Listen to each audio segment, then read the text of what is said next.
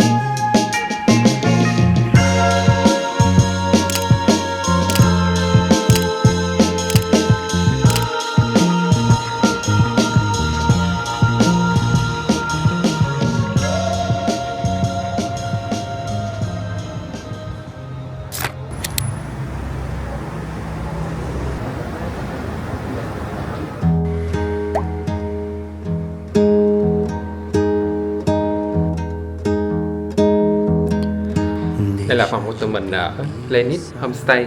Thì cái homestay này tụi mình book ở trên Airbnb, giá là cũng khoảng 1 triệu đồng một đêm đó mọi người. Thời điểm tụi mình đi là có lễ hội pháo hoa Đà Nẵng cho nên là giá phòng ở mấy chỗ khác cũng khá là cao. Tuy nhiên là giá phòng ở đây tụi mình thấy khá là ok. Diện tích phòng thì khá là rộng rãi. Cái homestay này thì nó nằm ở trên đường Lê Hồng Phong, cũng ở trong trung tâm thành phố cho nên là thuận tiện để tụi mình di chuyển.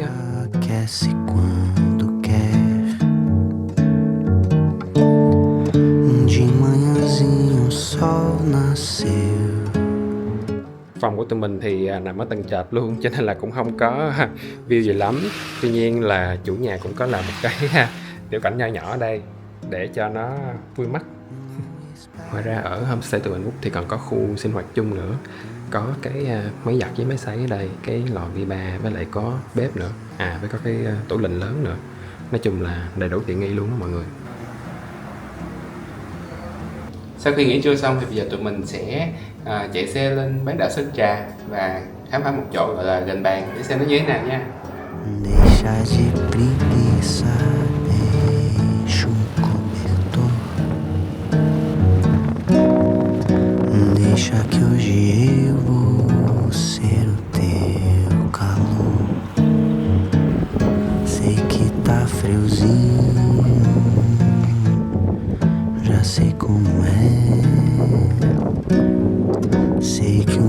Công nhận biển Đà Nẵng đẹp thiệt á mọi người. Vừa có view những cái tòa nhà cao tầng, rồi xa xa là có núi, có thuyền, rồi nước biển rất là xanh.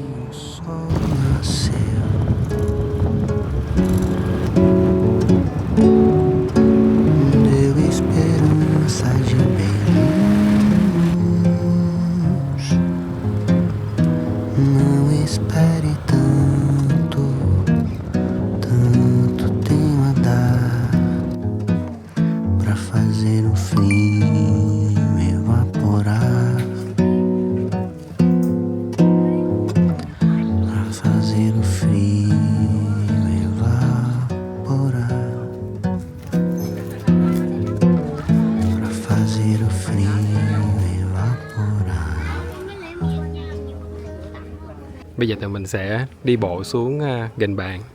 Mà thấy nãy giờ mọi người đi lên review thấy khó đi lắm nên tụi mình cũng chưa biết như thế nào. Để coi sao nha mọi người ơi.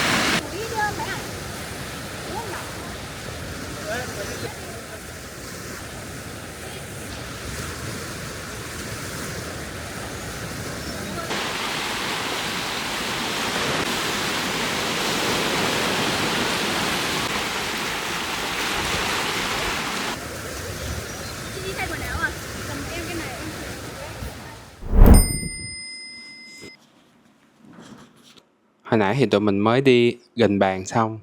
Phải nói là một trải nghiệm cũng khá là thú vị mọi người. Cái này thì địa điểm này thì tụi mình biết thông qua một người bạn giới thiệu. Mà như nó cũng là coi qua một cái TikToker gì đó. Thật ra là lúc đầu đang đi xuống thì cũng khá là khó khăn. Đường khá là dốc, rồi phải cầm dây để đu xuống. Không phải đu mà bám xuống. Nhưng mà đi được bao nhiêu ta? Chắc 200m, 300m. Thì khi mà xuống Gành Bàn thì biển rồi có mấy cái gành đá rất là đẹp. Một trong những bờ biển gọi là sạch nhất mà tụi mình từng thấy luôn, không có bán hàng rong nữa. Cho nên là tụi mình cũng kiểu cảm giác là dễ hiểu vì sao mấy bạn expat hoặc là mấy bạn làm việc remote rất là thích chọn Đà Nẵng để mà sinh sống và làm việc.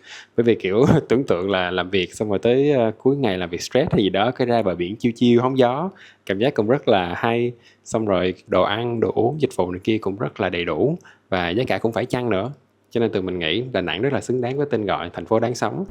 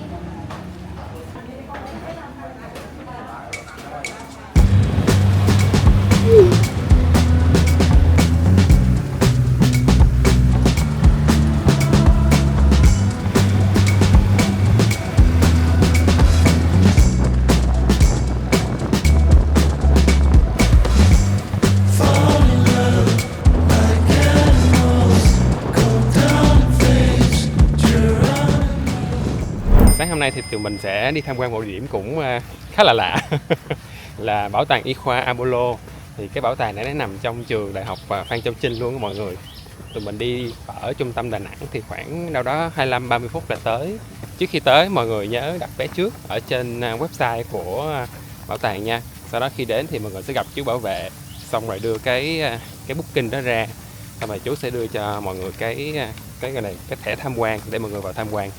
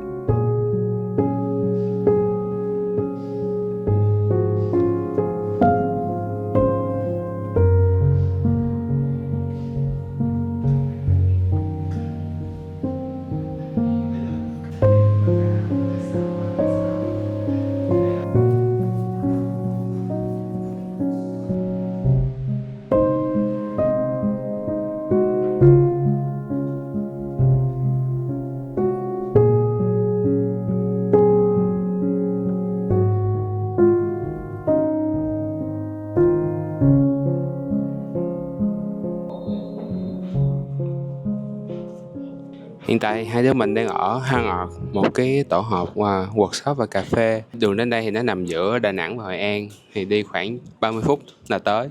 Không gian ở đây rất là đẹp. Và nơi đây thì quy tụ 12 cái ngành nghề truyền thống của Việt Nam, giống như là làm giấy gió, lụa, làm gốm. Thì bây giờ tụi mình sẽ làm một cái workshop làm giấy gió và tranh đồng hồ.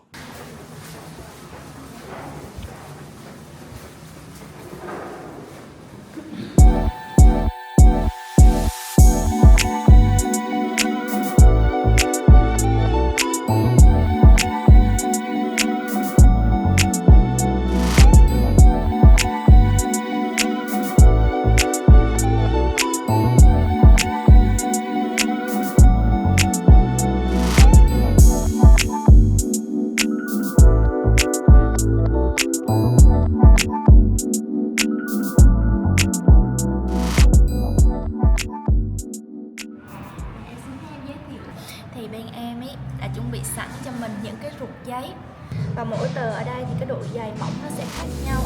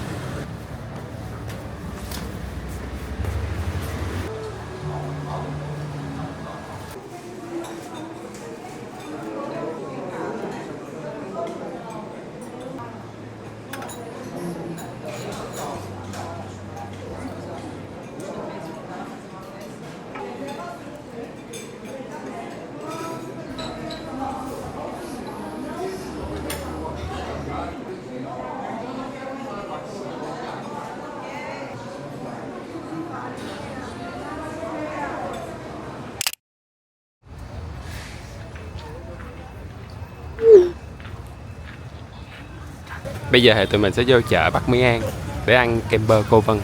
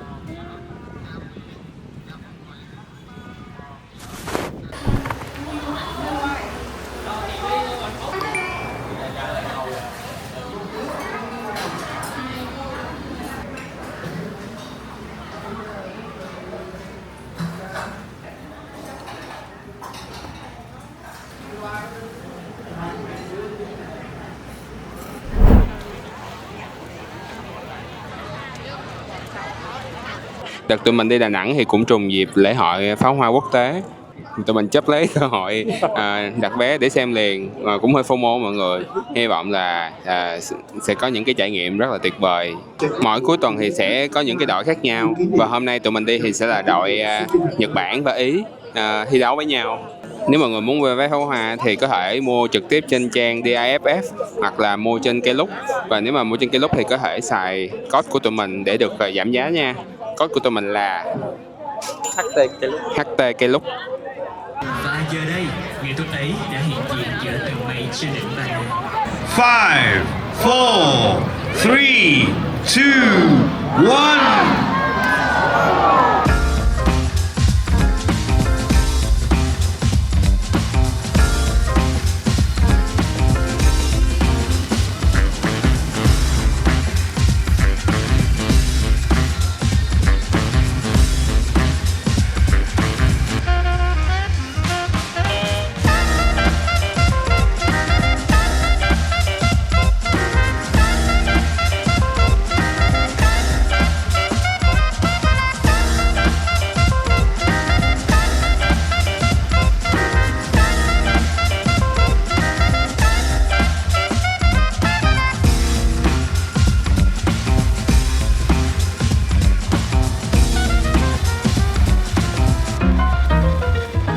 Hiện tại thì tụi mình mới vừa coi xong trận thi đấu thứ 3 ở lễ hội pháo hoa Đà Nẵng.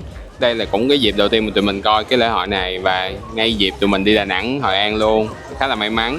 Và tụi mình rất là ấn tượng với hai đội Nhật và Ý, nó rất là đã. Đúng rồi. Bình thường có pháo hoa năm mới thì nó kiểu mấy phút rồi thôi, còn cái này là dập trên 5 bài mà cái nào nó cũng rất là căng thẳng, intense, rất là đã.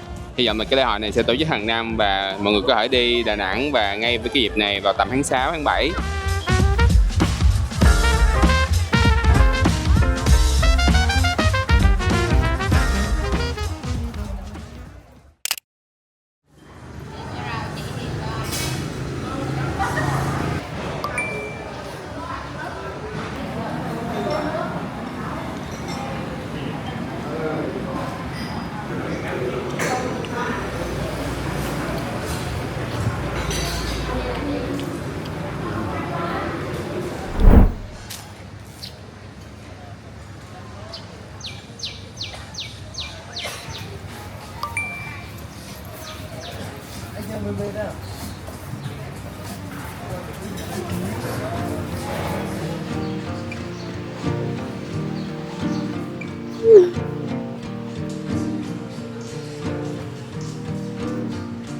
Color in the arc of a wave,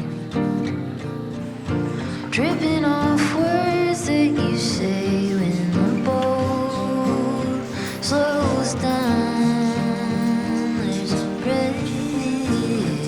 Hôm nay là ngày cuối của tụi mình ở Đà Nẵng. Thì hồi sáng nay tụi mình dậy sớm khoảng 6:30 bây giờ gì đó để tụi mình đi tắm biển. Thì thật ra tụi mình cũng không tính đi tắm biển đâu mọi người, nhưng mà kiểu hôm qua chạy dọc bờ biển á, xong cái thấy biển đẹp nữa, với lại không biết làm sao nhưng mà kiểu cái bãi biển đó cảm giác là gọi mời tụi mình đi tắm biển đó, nên là sáng nay tụi mình đã đi tắm biển. Thì phải nói là biển rất là đẹp, trong xanh, với lại cát cũng trắng mọi người. Với lại ở bãi biển Đà Nẵng á, thì không có cho gọi là trải bạt ngồi ăn uống, cho nên là cảm giác biển cũng rất là bình yên nữa, không có bị xô bồ quá. Sau khi đi tắm biển xong thì tụi mình đi ăn sáng, xong thì là tụi mình đang ngồi ở Hôm Nay Cà Phê, ngồi chill một xíu, xong rồi tụi mình sẽ về lại homestay để mà check out.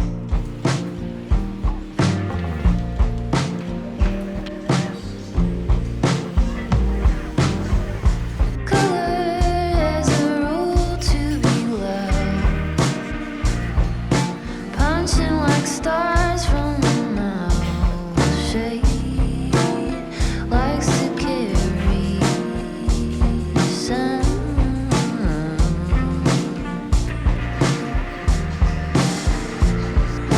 Colors so cool and fade, watching the moon to its place with a turn back around, with a turn back around. Turn